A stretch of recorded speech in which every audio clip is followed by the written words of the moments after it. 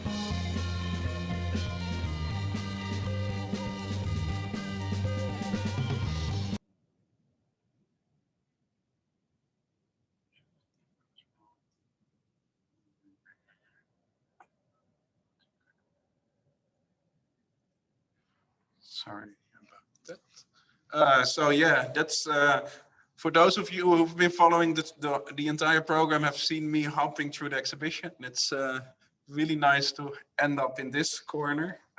So before diving into the conversation, I want to introduce both speakers. The first is Anamaria Gomez Lopez. She's an interdisciplinary artist and researcher living in Amsterdam.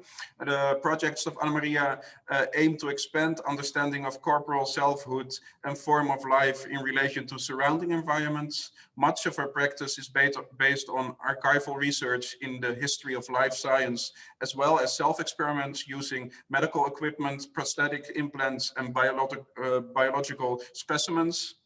Anamaria completed her MFA from the Yale University of Art and was a residence artist at the Rijksacademie van Beeldende Kunsten. She has held a fellowship at the Max Planck Institute of History of Science. Currently, she's the Michel Lacrosse Artist in Residence at the Osler Library of History of Medicine at the McGill University, as well as fellow at the Mutation Team Group at the Academy Solitude. And the second speaker is Lynne Berger. Lynn is a Dutch journalist and editor at contributing editor at the Correspondent. She has been writing about cultural keywords and key experience since joining the Correspondent in 2013. Since 2020, she focused on the subject of care. In 2016, she completed her PhD at the Columbia University, New York, where she studied the history of photography. And in 2019, she published her first book, De Tweede, over het zijn en krijgen van een tweede kind. The English translation, Second Thoughts on Having and Being a Second Child, is due to be published in April 2021. And before all of the other conversations, I started with directly diving into the artwork that we're seeing. But since that was really a direct combination of an author writing a specific essay in the publication and Lynn wasn't a contributor, I think it's fair to introduce her a little more, I'd say, or maybe let her respond on, for one, the specific role that she is currently created, or she has currently created for herself at the Correspondent. Sure, yeah. Also, just thanks for having me. I feel very privileged to have been one of the few people who actually saw the show in real life in that infamous opening weekend. Because I was thinking, Florian, you mentioned that sort of the inspiration for the show for you was that quote, that things we don't take care of lose our attention and are then forgotten. And I feel like this is also true for care itself, right? So if we don't focus our attention on care, take care of care, then we'll forget how important it is and what it needs to thrive. So I feel like the exhibition also has this double role of then focusing attention on care. And yeah, so I've been the care correspondent at the Correspondent since last fall. And it started out of this sort of amazement at the fact that care is both essential and fundamental to everything in life, from the individual, for individuals to thrive and for societies to flourish, we need care. And at the same time, it's, still undervalued and often overlooked. And I felt like there was a role for journalism there to sort of make care the key subject and try to figure out what it is, how it manifests itself, and what it needs or what is needed for care to, to be carried out. In the best possible way. So since then, I've been, diving into feminist Marxist critiques of reproductive labor, but also just interviewing home nurses and parents and foresters, like just a wide variety of people who are involved in caring. And I've been writing about it, and I hope it will lead to, I don't know, more attention for care in general. Thank you. Yeah, that's a bit of a better context to start from. Do you want to pick it up, Anamaria, or for? Yeah, well, it's really a luxury to be able to speak to you. Lynn, first of all, can you hear me properly? Yes. Good. I'm glad this Bluetooth microphone is doing its job. really, as I was saying, a luxury to be able to speak with you. I was getting a chance to sort of know your work both within the correspondent and beyond. I was extraordinarily intrigued by your PhD in the history of photography in the 19th century in the United States. That might seem to be an odd place to start for some people, but the thing is, the name of the work, punctum, both being an anatomical term to refer to a point of insertion in the body or an orifice, dovetails very nicely with Lynn's work, at least in this academic work, because it also is used in photography. And that coincidence for me is not intentional. Or rather, it's very intentional. It's not tangential. And I wonder, because I really want to start talking to Lynn, quite frankly, but I have a few images that are from the exhibition, but rather because Florian is so nicely framed there, I think I'm just going to show you what isn't in the exhibition. Right. Yeah, here, let me do here. May I share my screen with you? And this really, I promise we'll go back to the history of photography very soon, by the way. Okay, share screen. Boom. Okay. All right. So let's say that, for practical purposes, I should just say that the project Punctum is a work in progress. And each version has a different sort of iteration, a set of relationships and materials. And the ones that you see here right now are version 4 and 5. But rather than repeating that which you're seeing behind Florian, I'm going to go straight to these images, which are, I think for me, hinge points in care, but also in history of science and technology. The first one you see here was a direct inspiration for Punctum. The whole premise of the project is to create an extracorporeal web of one circulatory system using very simple devices, venipuncture instruments, extension tubes, hypodermic needles, valves, things that are really kind of the lower tier of technology in a medical context or a scientific context.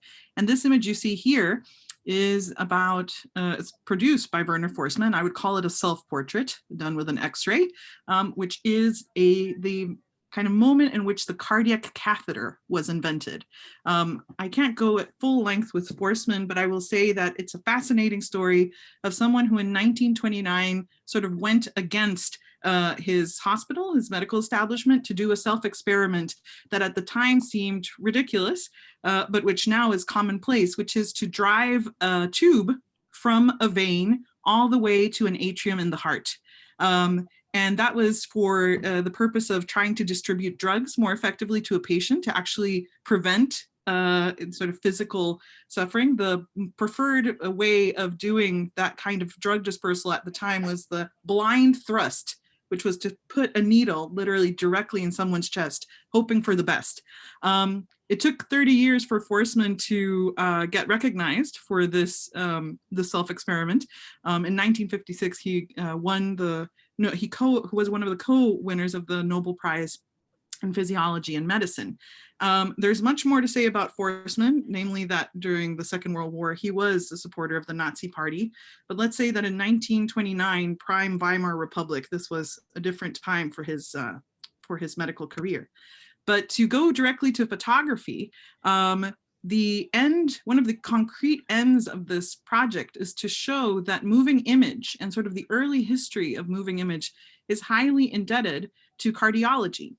Through Etienne Jules Murray and sort of the physiological prospect of creating a moving portrait of somebody carrying out, if you will, the movement of a gait. These are the images that you might refer, if you're not familiar with the name Etienne Jules Murray, you certainly have seen this early history of a body in movement.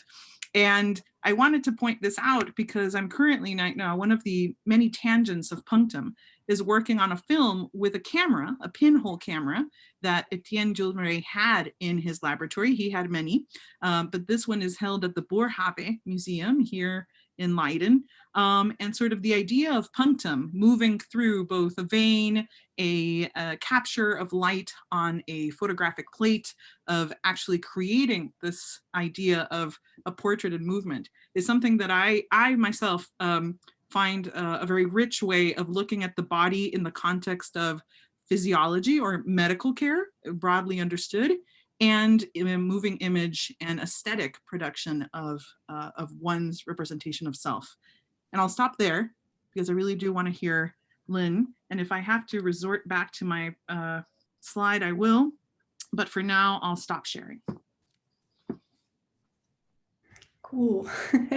I was thinking that that punctum is also a phrase used by Roland Barthes in his famous essay on photography, Camera Lucida, as the thing in a photograph that jumps out at you, at the viewer, and it sort of punctures you and it really moves you, if I understand it correctly. So there's even more of a connection there. I'm wondering about what is the exact relationship to cardiology and the moving image. Murray was a cardiologist by training. And while he is now sort of classified generally in physiology, he is credited for being one of the, not inventors, but improvers, if you will, of the seismograph, which is sort of a precursor then taken by Willem Einthoven here in the Netherlands to create a graphic representations of one's pulse. So let's say his core training was certainly in cardiology, although it was broadly more understood kind of in vascular science at the time, and certainly with a lot of cross points between human anatomy and animal anatomy. But in that regard, the fact that the graphic representation of one's pulse and the kind of capture of movement is for me that sort of core, that heart, because I think he carried it through in the way he traced points later on in his laboratory. Wow. And how, like, because I feel like your punctum project is also, of course, very much about movement, right? It's about moving, in this case, blood from one part of the body to another part of the body, but a very sort of physical movement. But then you document very visually, but with still images. Or do you also document it with moving images? I do. I just don't share it. I haven't shared it at the time because I'm very, at this point, I prefer people to identify with the project not through the lens of my own body, but potentially putting themselves in the position of being there. But let's say I'm trying to resolve my relationship to moving image in that context. I do produce a film, but in the case of my self-experiments, I don't, or haven't yet. Yeah, that's interesting because on the one hand, the project reveals, like, you're showing something that's never seen, right? Which is blood, pulsing blood. Like you're sort of revealing something that's normally hidden inside, but then the documentation of that, you're hiding it again. Sort of a double movement. I should also state here that when I said that punctum is a work in progress, I mean it very literally, because while the goal is to move blood from one part of the body to another, it's a simulation. At this stage, it hasn't happened, and it would require an arterial cannulation, which would help have the pressure, the kind of increased pressure of an artery over a vein, to have blood move seamlessly out of the body and still have enough momentum to come back in. And I should also say, importantly, for just the purposes of my own peace of mind and to really recognize the labor behind this work, is that none of it would have been possible without Jelle de Wit, my medical collaborator, who's a 6-year medical resident. It's trying to specialize in psychiatry at the AMC here in Amsterdam, and also Bert Dirks, who was also a doctor for many years at the AMC. He's a pediatric gastroenterologist, worked at the emergency room there, and he's now retired with a second life, among other things, looking at bioart and contemporary art in general. And are they helping you to sort of to design the process or the instruments?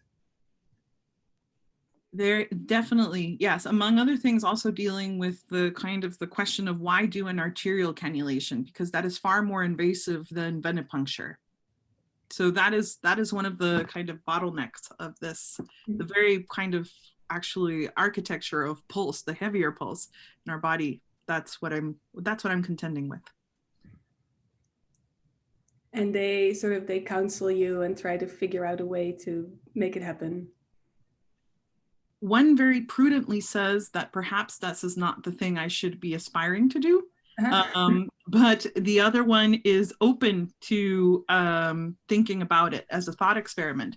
And I have, my practice, while, it has a component of trying to do something with the body that might be unconventional or impractical, to use a term that came up yesterday with Erwin and Maria's talk, and with Sjord, of course. I would say that I have a certain idea that this is actually not so intense, that in fact people cannulate all the time. It's just a matter of what context you're doing it in.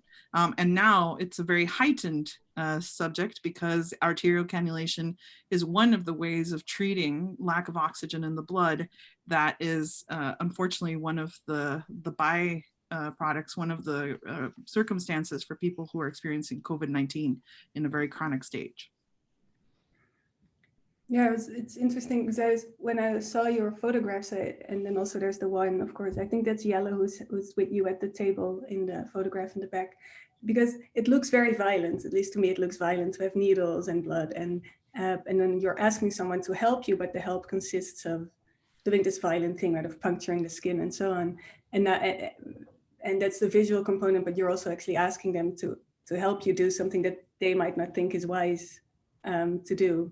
And that made me think about the fact that, sometimes taking care of someone or helping someone involves doing something that they may not like, or that may be painful, or that may not be good for them, or that doesn't feel like it's good for them. Like when I think of it in the context of raising children, for instance, like I'm caring for them, but it often means that I'm saying no to something that they want, or that I'm doing stuff that they'd rather not do, that they'd rather not have me do.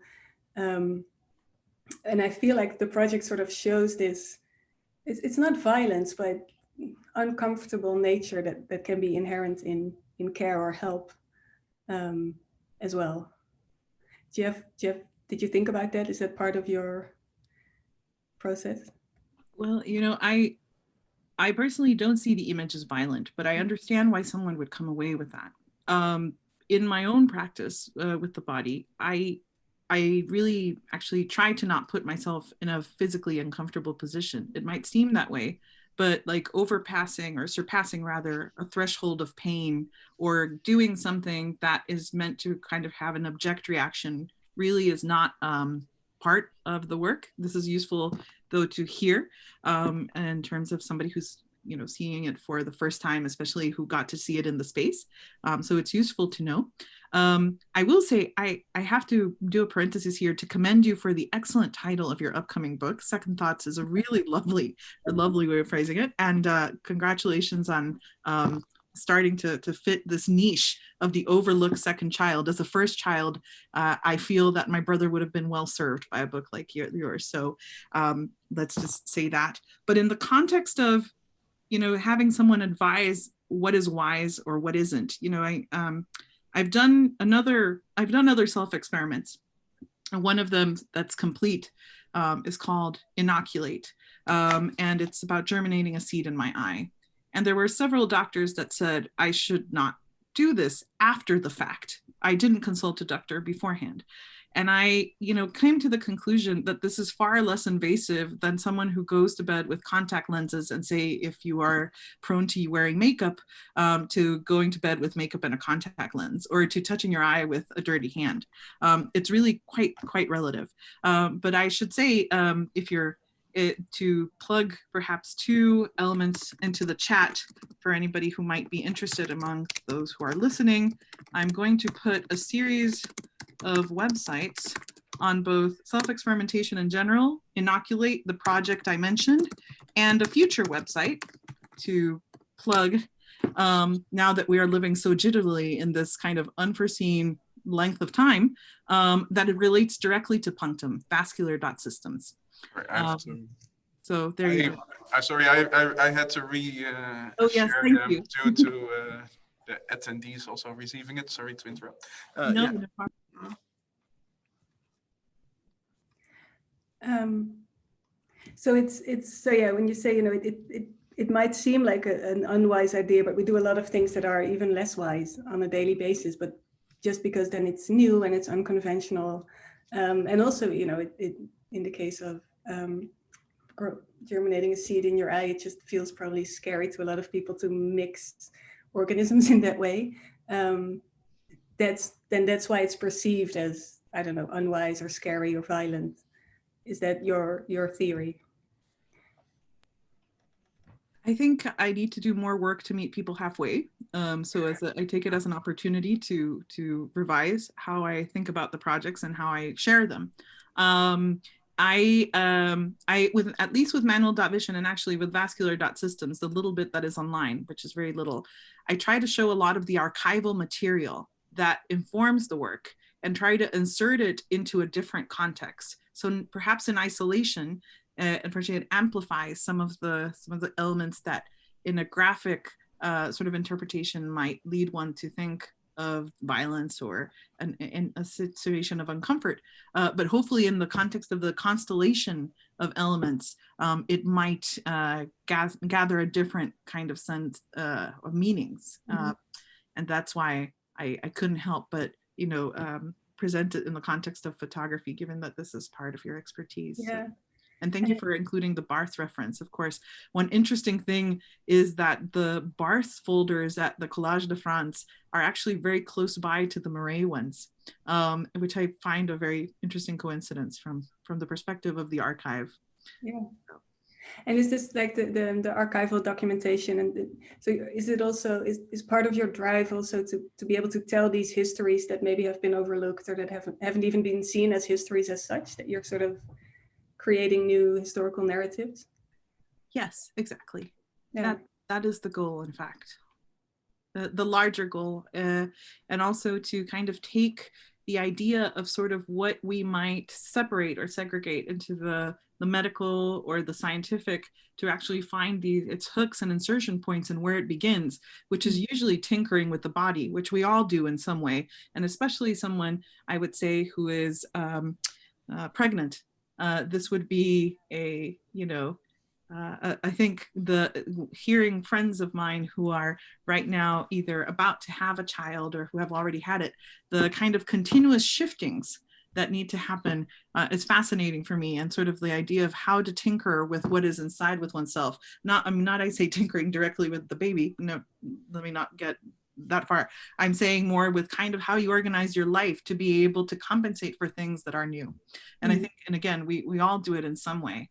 Yeah, and also because so you're interested in sort of this idea of corporal selfhood and sort of where does the self end and where does the body end and where does something else begin. And I think pregnancy is also one of the states in which, you know, notions you might have held about who you are as an individual and who your body belongs to, they become completely upset by the fact that a being grows inside of you and takes over. Yeah, it's definitely one of the starting points for exploration and rethinking a lot of preconceptions. Yeah, expansive reproductive systems, and that in and of itself is a category that has, I think, also been overlooked in the history of science, and which I'm not directly dealing with, but certainly am familiar with, is also just really, really fascinating. And having its, you know, feminist historians that are shedding light on some of the kind of things that for decades were taken as standard. And one of the things, for example, that I see now that is, I think in some context, somewhat of a muted point, which is that, for example, with COVID-19, women who are pregnant will not be able to get the vaccine, or it's unclear what are the circumstances, rather, of them having a vaccine, because very rarely are vaccines ever tested on people who are pregnant. I should say people, not women. Yeah. Yeah, it's, you know, it's not the first time that medical science just sort of ignores a big part of humanity. Because it's harder to standardize. I was also, to go back to photography, when photographers first started to professionalize in the 19th century, they looked for several other professions as a model. So they were trying to figure out, okay, who are we going to be? Who are we as photographers? And so one thing they would do is they looked at artists, and they tried to sort of emulate the salons and the exhibitions that artists had. But another field that they looked at was medicine. It's a logical place for them to look, because medicine, like photography, uses instruments, and it deals with the body, especially if you're a portrait photographer. You know, you're photographing people, and so they would sort of look at the language and the practices of medicine, and started sort of claiming that, you know, for instance, that being photographed is also a way of taking care of your body. They would sort of have this scientific demeanor, wear maybe lab coats, and sort of write instructions on how to behave when you were in the studio, in the same way that you might have instructions on how to behave when you're meeting with the doctor. But so I feel like the relationship between photography and medicine is, you know, it has so many different sides to it. But I also feel like that medicine as a model for the photographic profession also let it go again. It didn't hold. Yeah, I agree. I think kind of a heavier weight on the technoscientific element, or the kind of just like the investment on imaging technologies that really kind of divorced almost the holistic element of the body is yes, I mean, with some exceptions, definitely something where I think the potential for that continued relationship was lost. But even in simpler kind of physical experiences, for example, stillness and portraiture. Stillness is a big part of my work, because I have to actually remain still for most of the things I do. And the idea of having to stay still in front of the camera is something that was accepted, you know, for decades, you know, prior to what we know now as the fast snapshot, is really another thing where just kind of the corporeality of being with the camera, something very interesting to me. Yeah, and you would have these stands that would hold people very still for the photograph, and people complained about them because they were uncomfortable and painful, in the same way that you might complain about, you know, a medical procedure being uncomfortable or painful. So yeah, and also, yeah, and for that you also have to sit still or lie still if you're being examined or operated on. Yeah, exactly. That kind of the measure of stillness, and what moments we choose to be sort of represented not in motion, or rather how it was that portraiture required that, and now we take it for absolutely really quite for granted, is something, yeah, that I wrestle with. Yeah, but then again, photographs are still, so you don't have to sit still, but the result is still stillness. And you know, not if you're making a film, but if you're making a photograph, you're still freezing, you're still making a still image, so it's still there. True, absolutely. But I think for me, you know, what was used to be an artifact that kind of divorced from the idea of the portrait, like the blur, for example, or sort of these moments of an imperfect image, which have gotten far better traction and far better description from people, from not the way I'm doing it now, is something that for me, I think kind of still bears the fact that it's a point of interest, theoretically, conceptually, is something that belies the fact that, yes, it's still a still image, but yet the artifact is something we hang on to. But I have to say, it was very lovely to read your review of the exhibition. We were lucky to be able to have you as a visitor and to have that framework of care be something that allows the exhibition to live on, you know, in the kind of a cultural memory, so to speak. I'm curious what you are doing now, aside from shepherding your Second Thoughts book. You mentioned your interest, and I know this might go slightly beyond punctum, but I'm curious with regards to kind of the reproductive and sort of what you mentioned before. Aside from your lovely work in journalism, what are you doing now? Well, I'm doing the work in journalism, but there is sort of in the back of my mind, there's a project that I want to start one day that will actually combine my interest in reproductive labor. And reproductive labor, probably everyone who's in the chat knows what it means, but it's basically the kind of work that historically women have mostly been doing, where you don't produce anything new that can be sold, but you sort of maintain life as it is. So you might, you know, raising children or keeping the house, and all of that is part of reproductive labor. And of course, photography is a reproductive medium, right? Like that was its unique selling point, that you could just take one photograph and then make as many copies as you wanted and sort of distribute it widely. I mean, it wasn't there in the beginning because the daguerreotypes were still unique objects, but it became that very quickly. And that was also one of the reasons why in the 19th century artists would sort of, like painters would sort of dismiss photography, and or even like someone like Walter Benjamin would say, well, photography is the death of the art. There are so many versions of one thing, it's not as special anymore, it doesn't move us as much. And reproductive labor is also undervalued because it doesn't result in sort of very concrete things. So anyway, in the back of my mind, there's a book to be written by someone, and it might be me, about sort of photography and motherhood, photography and reproductive labor, and how they have intersected throughout history. So I'm collecting notes and references on that. That's my side, my secret side project. Oh, wow. I'm so glad I asked. It's great to have that sneak preview.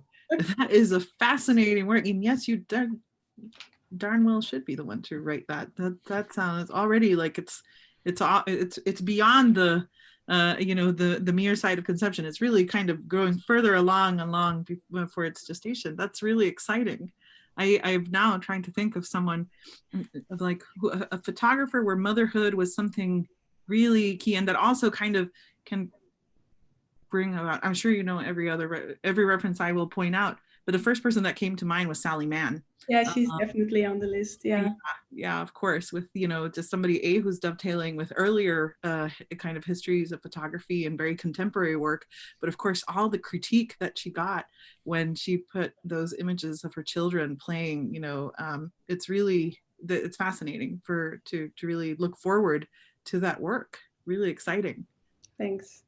And I was wondering about your work.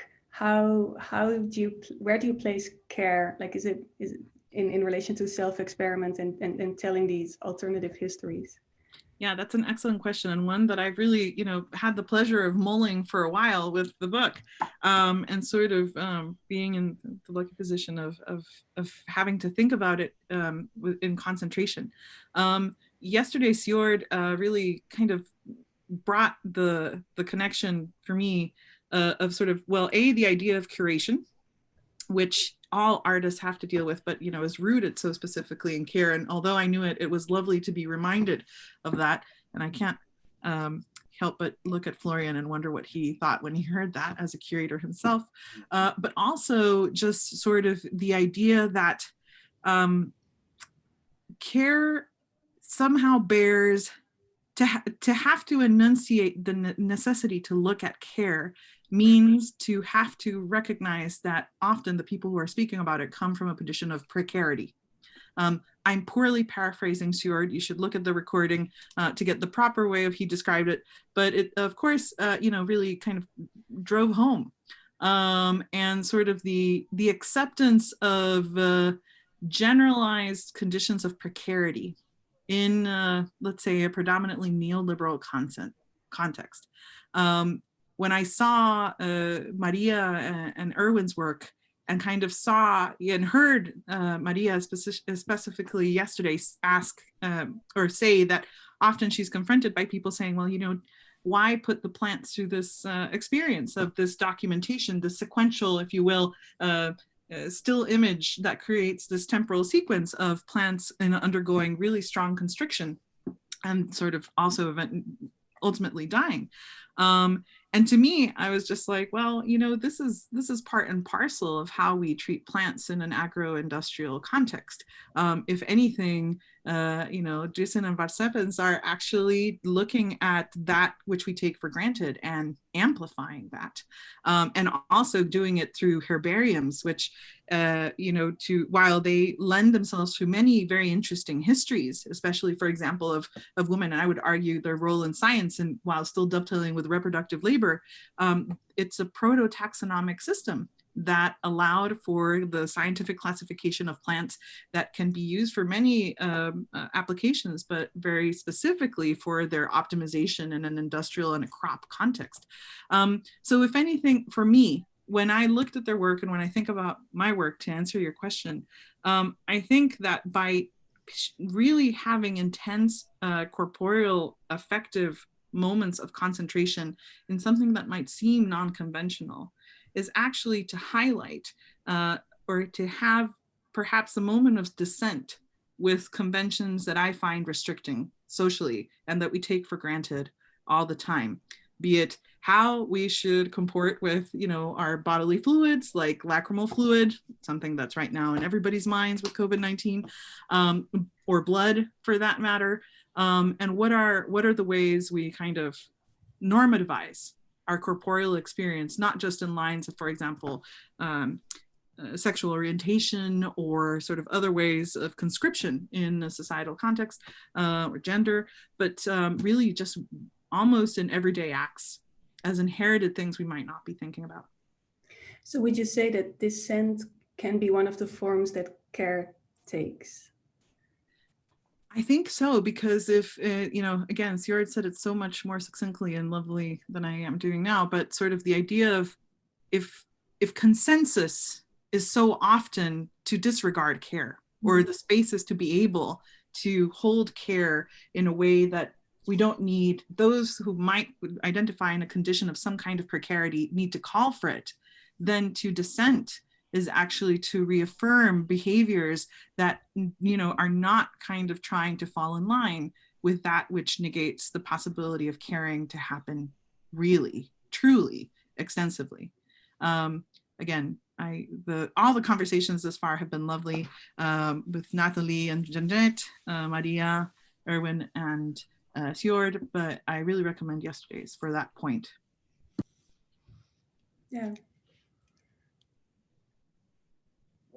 What I thought of, and it's also one of either a talk to look back or an essay to read, because we have the publication online as PDF as well, is of course Janette Pols, who introduced, besides this around ethics around care, not only the medical ethics that goes just by patients' autonomy, the doing good for the patients, the doing no harm, which the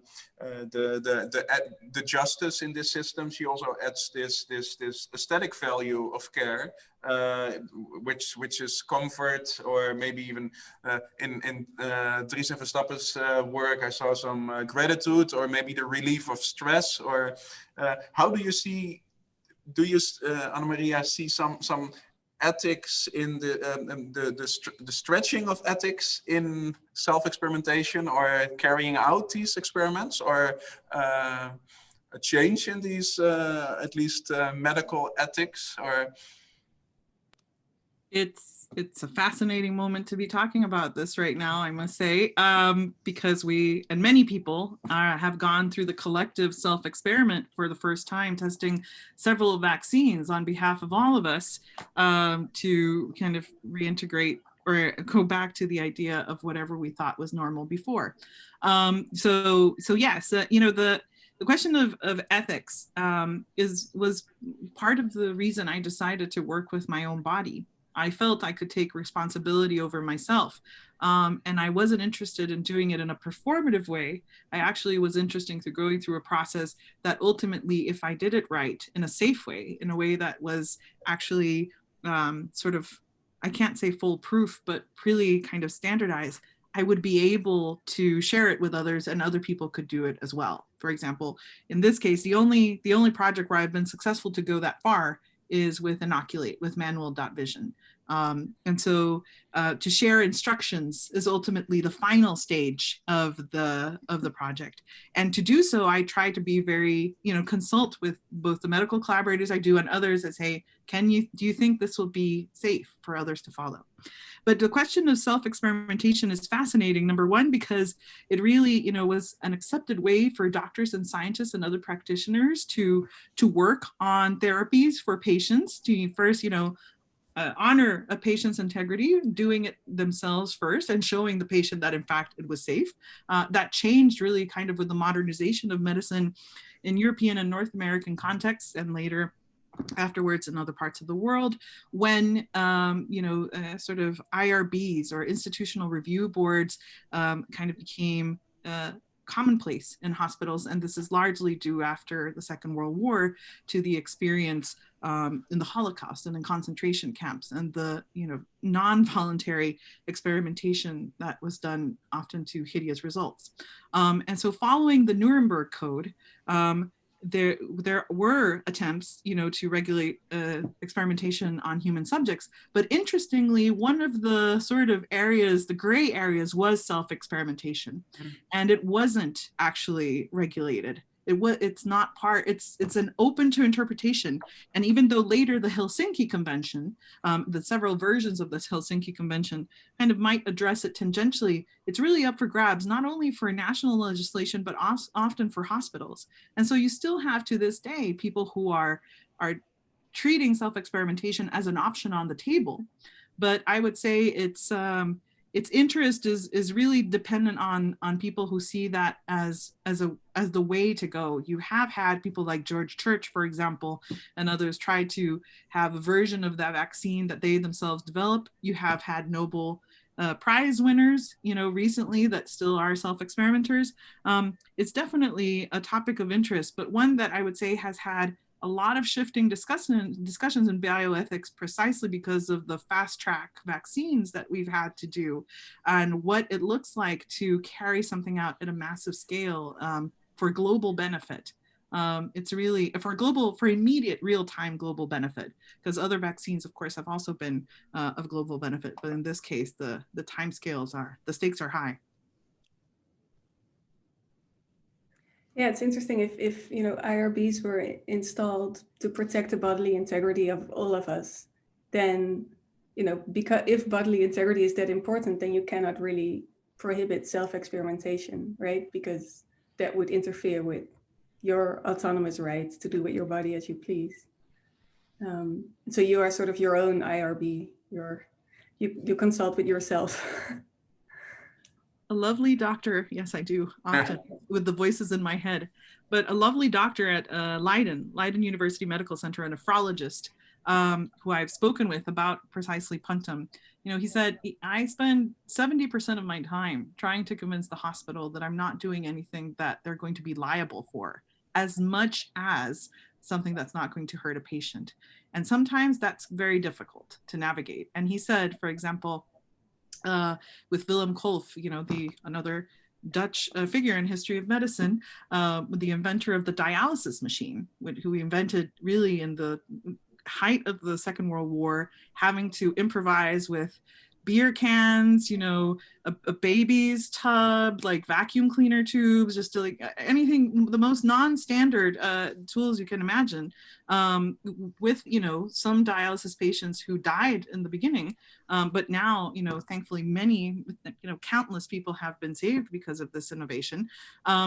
This doctor from Leiden said, if I tried to propose, or if any of my colleagues tried to propose anywhere near that kind of invention, we would never be past even the proposal stage.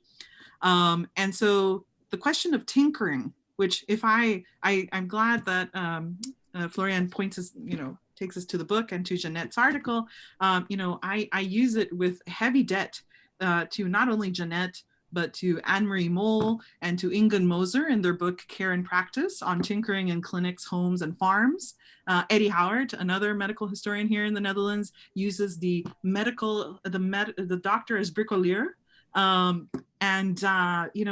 idea of, okay, how do we get to an actual contraption that, while not perfect, will help save people ultimately, is something that I think informed the vaccine. But in any case, it did stretch a lot of what was accepted in terms of sort of having a, vaccine announcement by press release rather than a scientific article first, the sheer scale and differences between countries, many things.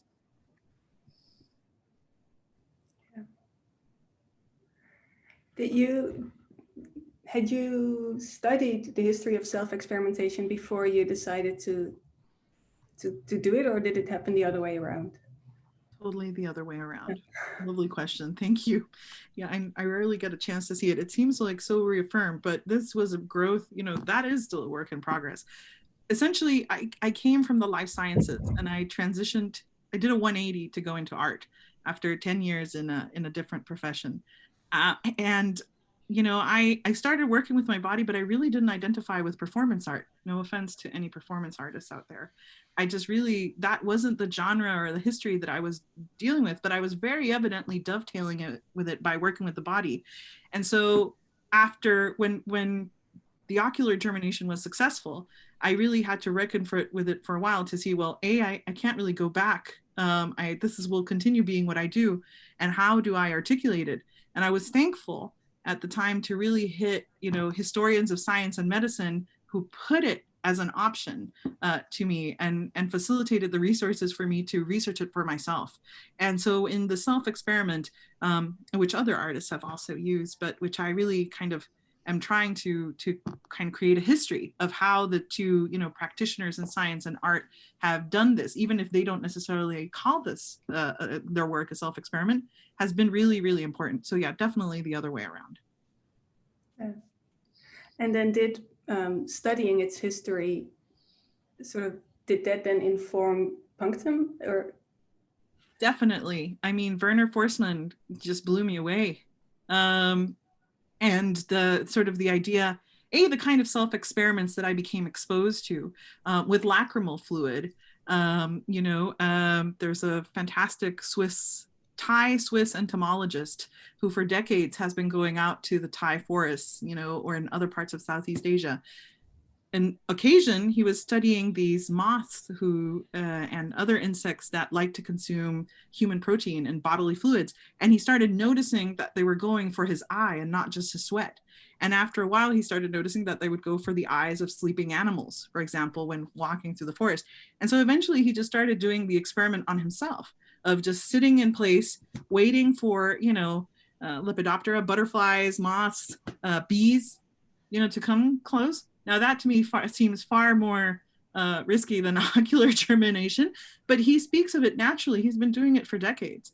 And so when I see, not just with him, but other kind of scientists, how they've used their bodies as an instrument, and how that really doesn't get much airtime, or if it does, it usually is for the kind of sensationalistic way of describing it and not really seeing it as a grounded, valid methodology that is not simply, a tabloid fodder, but really something that kind of can inform science differently. It was very, very important. And of course, yeah, it totally changed how I saw things.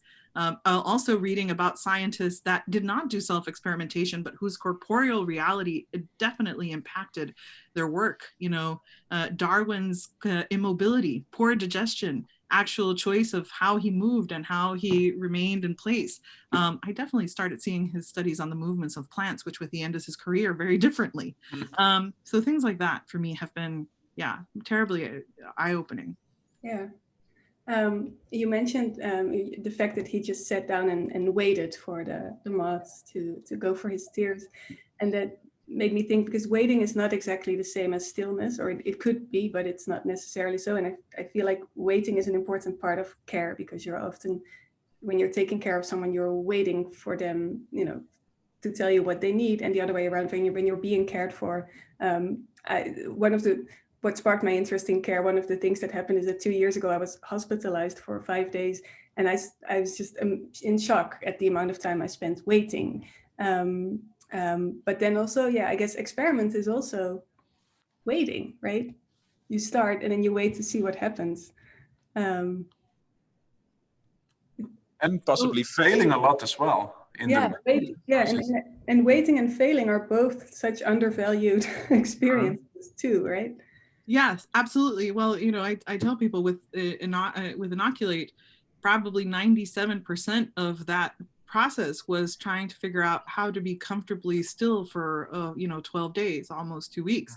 Most of the time was waiting. And what happens when you wait, both kind of the increased attention in your body, but also like your immediate surroundings, the discomfort, the having to negotiate with yourself what you do. Yes, I certainly can't imagine doing that. And also, like Hans Banzinger, the scientist I mentioned in Thailand, being the subject of predation And which he describes in terms that are not uncomfortable. He said really casually in some of his articles, only very rarely do, the bees or whatever insects become too pestiferous for me to have to stand up, and so I'm just like a couple of hours. Anyways.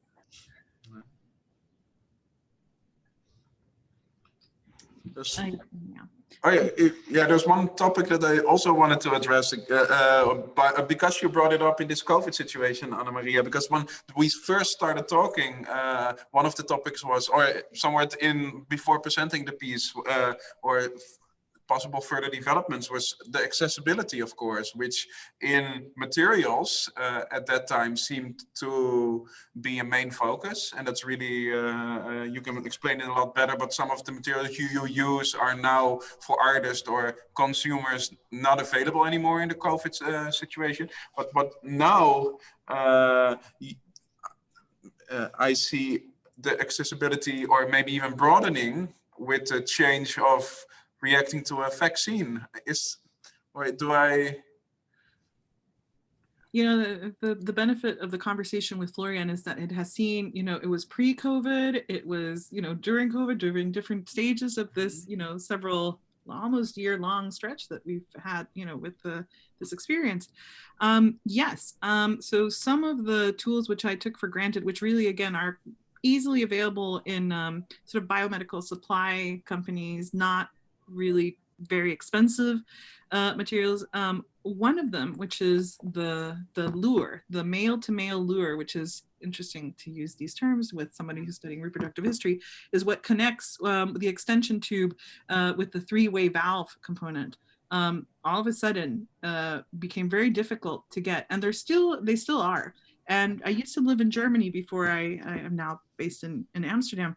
And so I was used to finding things in German biomedical supply stores. And so when I started working here in the Netherlands, I just simply carried on, because a lot of people here did the same thing, purchasing it in Germany, having it come here. And then all of a sudden, during probably the spring, was it, Florian? Now I can't remember, or the summer, Germany stopped selling it abroad, and actually started only being able to, you could only purchase it if you were a medically licensed professional, if you were using it for national local consumption. And that situation, it kind of goes back and forth. And while the vaccine, or the vaccines, are in the horizon, so are the variants. And the question of sort of the availability, which to me, is something that I still sort of tinker with in my mind, just like, is the ethical thing to reproduce the tools which I used to purchase, because it's not something that should, I should be demanding for as an artist, is one that definitely is there. And in fact, Punctum is stopped and stalled in some way. That still hasn't gone the way away. But the larger discussion is sort of this waiting, as Lynn was describing it, which we all are in, which has kind of unfortunately also affected the exhibition. Although V2, I commend how you and Florian and all the team, how you've handled this, and the ability to be able to talk to you in this way now. Is something that, like all of you, I'm sure, makes it very difficult for me to sit with one idea of how or what to do, and rather just see and try to follow and keep up puts up a lot of our time, I'm sure. So it's something that's still there. The project will continue, and definitely is going to be marked by the stage where all of us will interact with a hypodermic needle at some point with the vaccine distribution. And what does it mean now is still something I'm working through. And on the other one, so this is the accessibility that's in material that's is less accessible to you. Do you also see a change, maybe in the long term, to being able to do more within your practice with the now approach towards vaccination, or even I saw some cancer medicines that benefit from these shorter trial runs? Or yeah, it's an excellent question. Okay.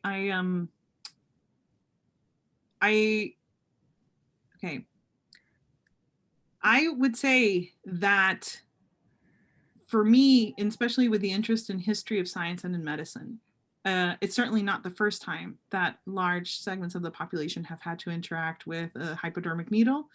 In fact, some people do it daily for either, dispersal of drugs, pharmacological or otherwise. And so this is actually very applied knowledge for some people to actually also do it on themselves. When I think about how Punctum started pre-COVID times, I would say this project would have been impossible to do outside of the Netherlands for me, because this is, and I don't get tired of saying it, one of the few countries that recognize, the first country to recognize that every citizen should have access to a hypodermic needle, regardless of the reason. That it's not the point of the doctor or the pharmacist or anybody to interfere with why you have a needle, that it actually is a collective benefit for you to have a clean one. Seems very simple. Some countries still resist to this idea. My country, Colombia, originally, is still, the question of a free needle exchange is not something to be taken for granted. And so the fact that one can walk into a pharmacy here and ask for 100 loaded syringes is not, is the only way, I think, in some way that I conceptually could have even wrapped my head around doing this project, because I saw it as a common use, open source, if you will, technology. I do not know now what to think about it fully. Because it is true that in this moment in time, all needles, of every gauge, of all different kinds of uses are being used for a huge variety demographically of patients. And that, I used for the 3 iterations you see here of Punctum, or rather the 2, but with one with documentation and with the object, I used neonatal needles. I used several adult needles. It wasn't just a one kind of needle. And seeing on YouTube documentation of different patients, different age groups, sometimes even young children in COVID, and seeing, for example, I told this to Florian, a woman very early on in the UK recording herself with an arterial cannulation on her wrist, a radial arterial cannulation, was something that I, of course, can't quite divorce myself from. So to answer with a very long-winded question, Florian, I'm still not sure. Mm-hmm. Like the virus, the project keeps on mutating and sort of adapting to its environment. Yeah, and I'm in a mutations theme group right now. Like, it's sort of like there was no escaping this this moment for me. Yeah, for none of us. I mean, we're lucky to be able to speak about it as just simply that, as something that is mutating at a certain level of remove and not experiencing it directly firsthand or with families who are going through it.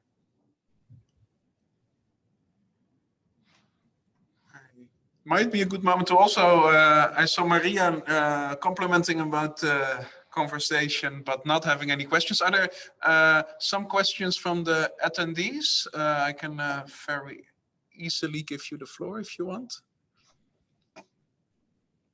No, for now, no questions from the audience.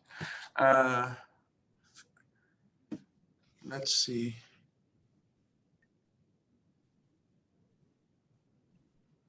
Can I ask a question to Lynn? Sure. Always. Well, not to kill your groove, Florian. I'm just kind of like very curious about this new project.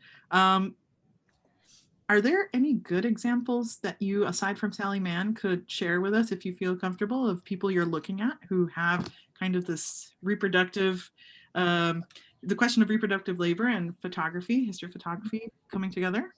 So one genre that I'm interested in there are these 19th century portraits that they've been called hidden mother photography. I don't know if you heard of them, but it's these studio portraits where babies or very young children would be photographed and they had to sit still. And in order to keep them still, they would be seated on the lap of their presumably mothers, but the mothers would hide. So they would have blankets over them or fabrics that would sort of supposedly make them fall away in the backdrop, so you only see the baby. But of course, the result is very spooky because you see sort of a ghost-like figure holding a baby, and there are hundreds and hundreds of photographs like this.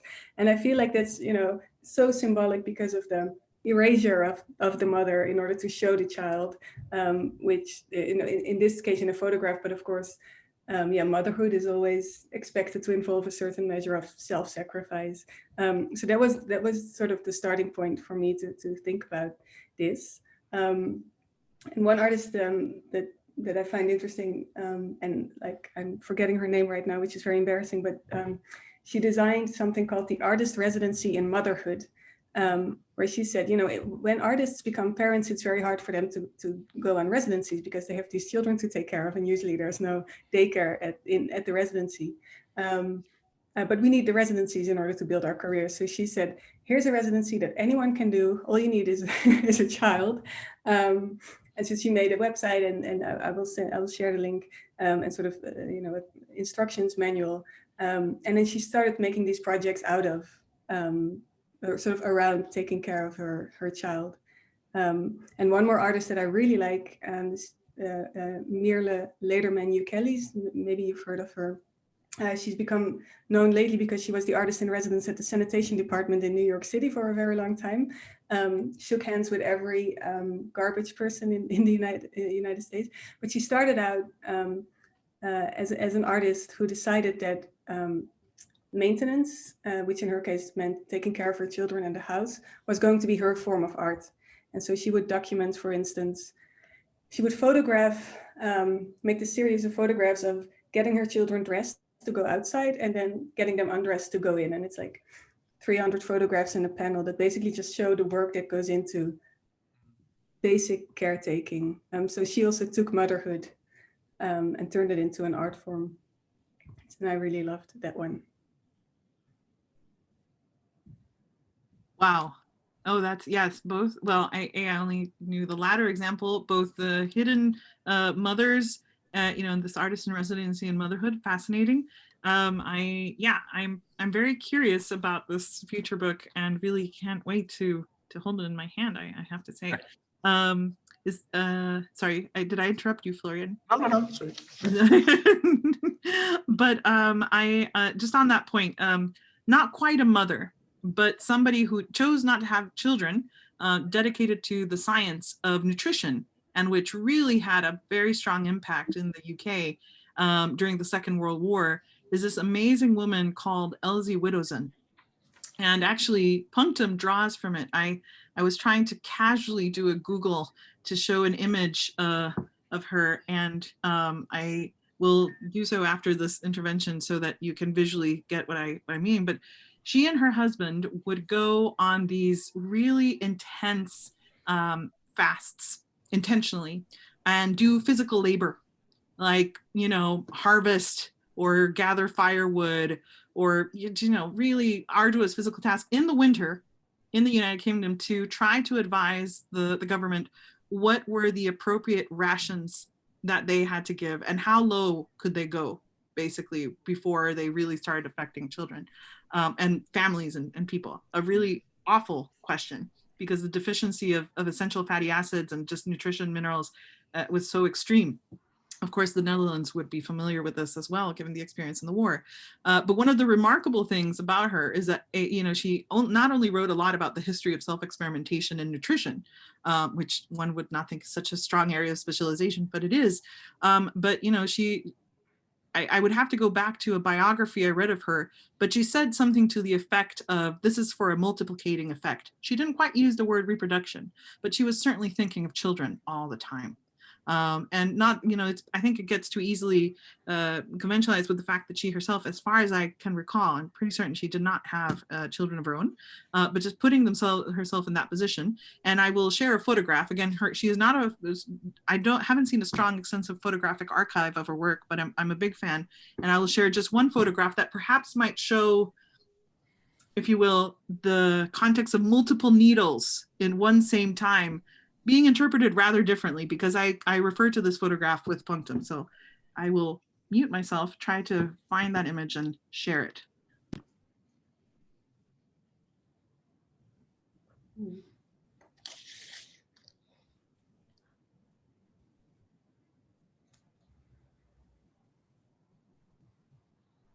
Found it.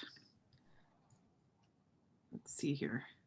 But it's really, there's a beautiful one where you really see her. Well, here, let me just show you at least one thing. Open. All right. I hope that you see this link. Oh, thank you for posting that artist residency in motherhood. Cool.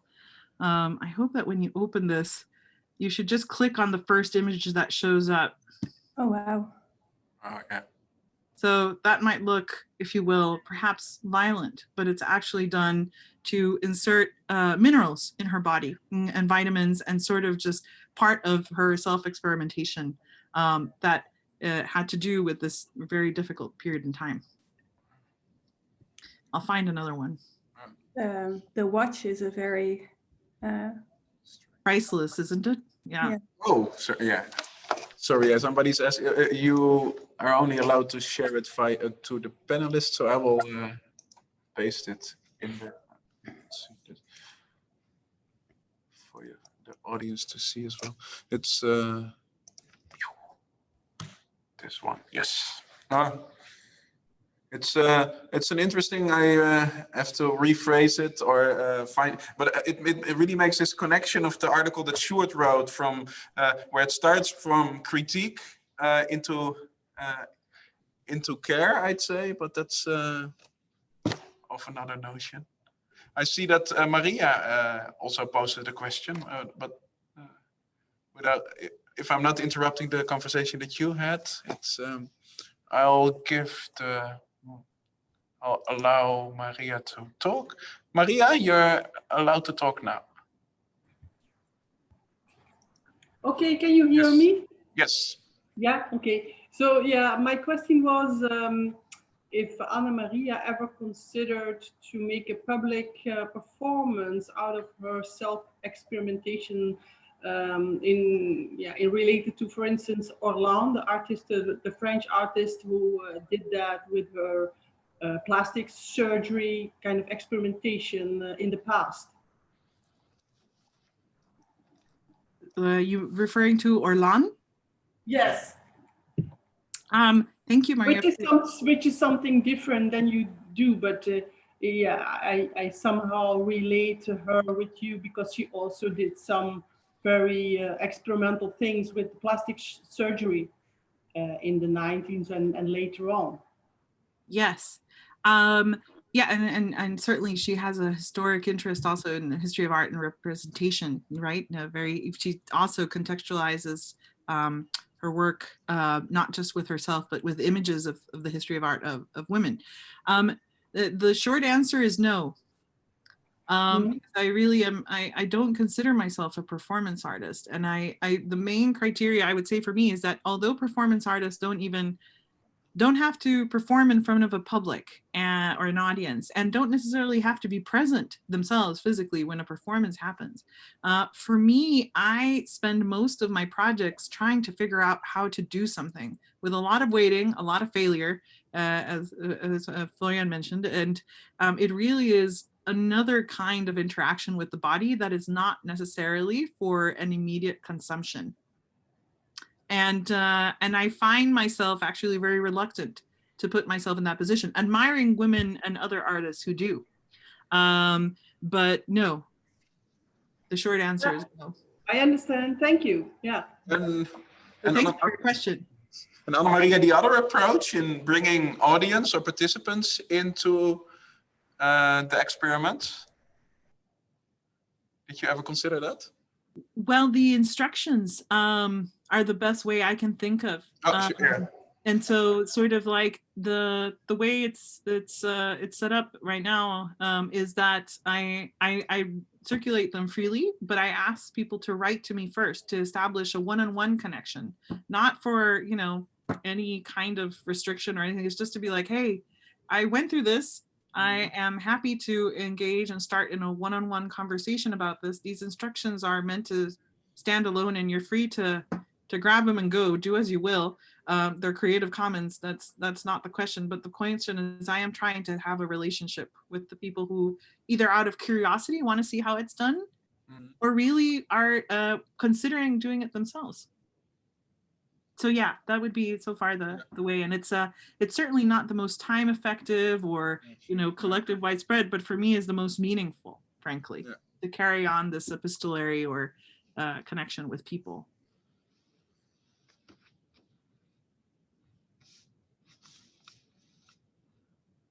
I sympathize at the correspondent where so one of the sort of defining features of the correspondent is that we say that journalists aren't, you know, experts. They are on a quest, you know, they have a question and they try to answer it. And one of the things that we like to do is sort of say that we will share our learning curve. So, you know, readers get to sort of follow along as we learn. And while I understand the appeal of that, and I think it's good because it's transparent and all this, I also find it uncomfortable to feel like someone is watching me figure stuff out. I would always rather just show them the final product. Yeah. Yeah, totally. And I'm able to have the luxury of showing with progressive institutions like V2, I'm happy to show like the work in progress, because that really is the way the work exists. But yeah, you know, there's nothing really else to show other than a lot of time, years at this point, tinkering. Yeah. So, and thinking and reading. Yeah, and thinking. Yeah. A lot of thinking. Even in this approach in the correspondent, it maybe forces you into more field work than usual, or? I'm not sure. No, I don't think that's necessarily the case. I think, but you show it more. Right. Yeah, sure. Maybe Yeah. that's, yeah. And the other thing also, that because the correspondent is also really about involving, you know, our readers as we go along. So I will, so, you know, I will ask questions, or I will ask, for instance, when I announced that I was going to be the care correspondent, I asked for, you know, who should I talk to, what should I read, and then people do give a lot of input. So there's also the collaborative part that goes a bit further than just, here's my final product, read it. And it's nice. It is that I really enjoy this sort of, especially because people email a lot also, just to have these little email conversations about a certain topic. It's good to have these one-on-one moments of contact. It's what makes it worthwhile for me. It's contrary often to the appetite, I guess, of a journalistic readership that demands, you know, content very fast, or to the appetite of a fast turnaround in the art world. But it's what, for me personally, makes it really worthwhile. So noble that the correspondent invests in that. Yeah.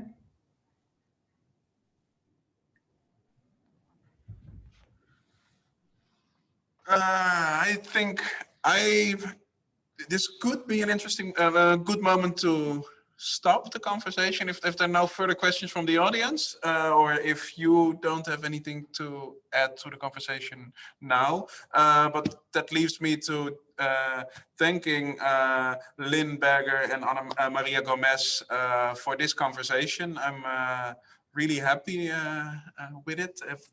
Thanks a lot. As mentioned in the chat, all the other conversations will be placed online as soon as we can. Also, like I mentioned, the publication is available as PDF, but also for purchase if you prefer to read through a physical book. And tomorrow I'm in conversation with We Make Carpets, the final one, and then this second chapter of the To Mind is to Care is finished, but I'm sure we'll find ways of continuing it, and that you can find on the website. So thank you and good night. Thank you. Thank you also. Good night. Bye.